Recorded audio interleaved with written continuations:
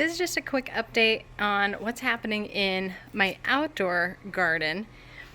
So I live in the Phoenix, Arizona area. So we're a zone 9 and it gets to be crazy, crazy hot. So right now it's about 95 degrees and it's 11 in the morning. It's getting to be 100 and over 100 for the past few weeks. And I had this on the other side of our patio, which gets full sun. And most of it did okay last year, though we did have it partially shaded for the year. And you can see up here we have a shade cloth over the pergola in this area. For the past 6 months or so, this has not been in any sort of shade. It's been on the opposite side, which is not under the pergola. And it was doing okay until the temperatures started to get hotter. Once the temperatures got over 90, we started seeing some damage. Like you can see here inside this agave, you can see the yellowing in there, and you can really see it on this dinosaur bat cactus. There's a lot of sunburn. And then this pickle plant, the tops of it were getting burned as well.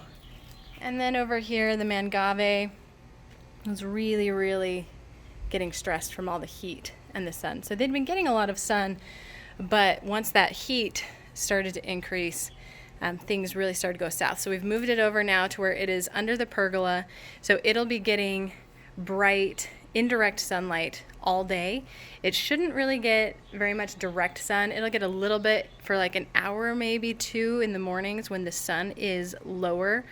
So right here, we're looking west. So we will get a little bit of sun in the morning, but shouldn't be too bad.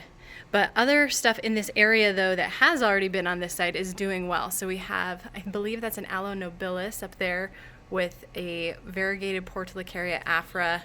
We've got a little Pearl von Nürnberg here, and then a trailing elephant bush, which this one's been underwatered. You can see its leaves are a little bit thin and wrinkly.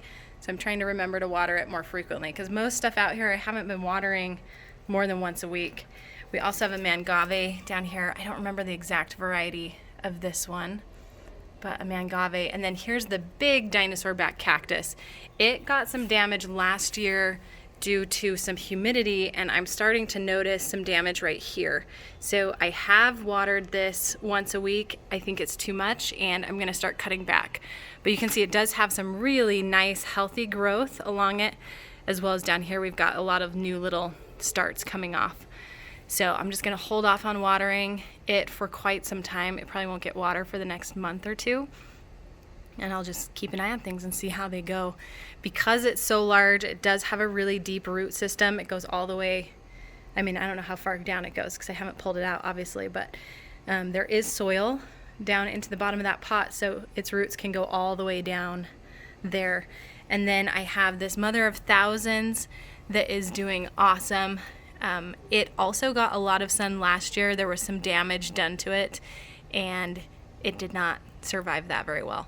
So we got a bunch of babies, as you can see here, and planted them up. This is doing a lot better, and now it will be shaded for the majority of the day, except for, you know, just some pockets of sun here and there that the pergola doesn't catch. So overall, things in this corner are doing really, really well.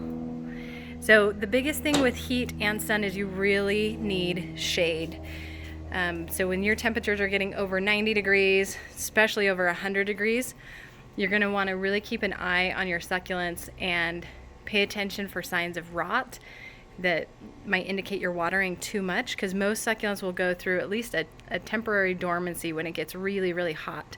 They just conserve all their energy and they're not going to use a lot of water. They're not going to uptake a lot of water. And so having a lot of water in the soil can cause them to rot. So just keep an eye out for that. Keep an eye out for things that are underwatered, signs of sunburn, which you're seeing a lot of it here. So some of this is sunburn you're seeing here. So just really paying attention to the signs your succulents are giving you is going to be the best way to help them survive during more extreme temperatures.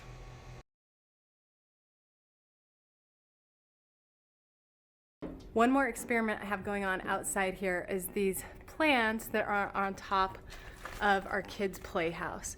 You can see right now everything is looking pretty good. It's planted up in coconut coir just in these shallow trays from 2-inch succulents I've gotten from Mountain Crest Gardens. There were some cuttings in there, obviously some bigger plants. Everything's been like this and growing for a couple weeks now. Actually, probably more like 3 months that we've had them in here. This is getting shade in the morning, and then around 5 o'clock it actually gets full sun, and that's the thing that I am most worried about with it. So far it's doing okay, but we are starting to see some signs of sun stress.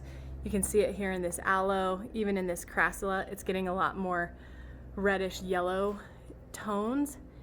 So I'm gonna leave it for another week or two and see how it goes in the more extreme temperatures, but I have a feeling that we're gonna need to move it over into the shady area on the other side of the playhouse, which is where we have all the Portulacaria, or not Portulacaria afra, we have all the Panda Plant and some leaf propagation. So these, I keep forgetting to water them, so they're struggling a bit, but still doing surprisingly well. And then we have all of this Panda Plant stuff, and a lot of it is doing really well.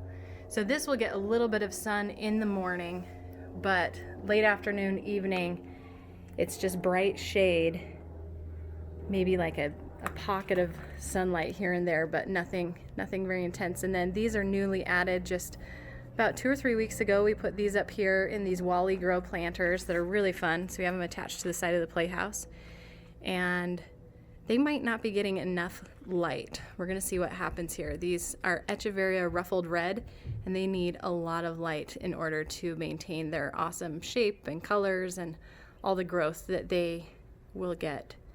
So we're gonna see how these go, but I'm not expecting that these will die. They should be okay where they're shaded during the heat, but I am worried, like I'd mentioned, about stretching. So this is gonna be our other experiment for the summer. The heat here is just brutal. And so figuring out what works really comes down to experimenting. But really, the bigger the plant is, the better chance it has at survival. So for example, we actually planted these Agave in the ground, and you can see a bunch of Portulacaria afra, the ground or the hanging kind, as well as a few of the bushier variety. But the Mangaves are just doing fantastic here in the ground. The ground is actually like a clay soil, so it stays wet. So I'm surprised that these have done as well as they have. But check out on this cherry chocolate chip, check out this cool pattern on the leaves there. And last summer when we planted these, we actually didn't have the playhouse, so these were getting full sun in the late afternoon, and they still survived. And we planted them in like July. We didn't even plant them in a cool time of year. But I think because the soil is clay and was staying cooler, plus the fact that they're in the ground, plants in the ground just tend to do better during extreme temperatures. They survived, and these are probably double the size they were last summer. So I'm very, very happy about those. And then we have a couple aloes in the ground as well that are doing pretty well. I guess, let's see, so we have an aloe, and then we have, walk you over here real quick. We have an agave. I don't actually know what variety it is. I keep meaning to look it up, and I haven't. But an agave that's done well. You can see it's pretty shaded by that lantana behind it. And then another one of that same aloe. And I am blanking on the variety right now. And then one more Agave over here, and it's kind of shaded by this other bush. I don't know what kind the other bush is, but it has done really well also. So we're very, very happy with how the stuff in the ground is growing. Now we're just trying to figure out all the potted stuff.